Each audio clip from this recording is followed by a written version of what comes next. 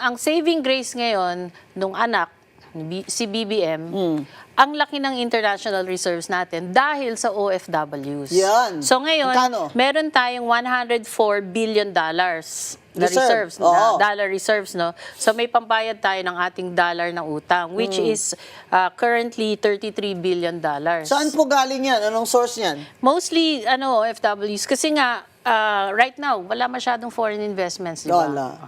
Tapos wala rin tayo masyadong exports, export income, no? Export receipts.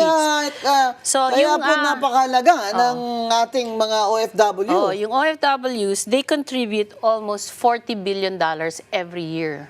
Oh, wow! Ganyang kalaki. $40 billion every year galing sa mga OFW. Tapos ginagamit lang pambayad ng utang ngayon. Yun ang isipin Diba? nyo na lang, yung kayod nyo at padala nyo dito sa Pilipinas para lumutang lang ang ekonomiya ng ating bansa ay ginagamit lang ng BBM administration sa pambayad ng utang.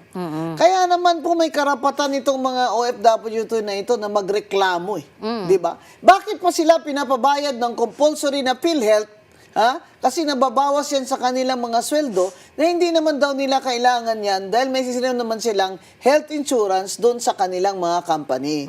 Yung mga ganyang hinaing na mga OFW, maliit na bagay na pwede namang pagbigyan, ay hindi pa na pagbibigyan, pero sila, nagbibigay sila sa ating ekonomiya at bansa ng $40 billion. Collectively, yes. Total sa bawat taon.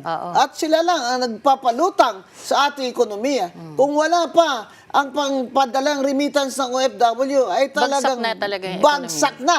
Dahil yung turismo natin ay bagsak din. Investments, bagsak. Investments Bagsak. below 12 feet below the ground. Saka yung ating gross domestic product ay mababa din.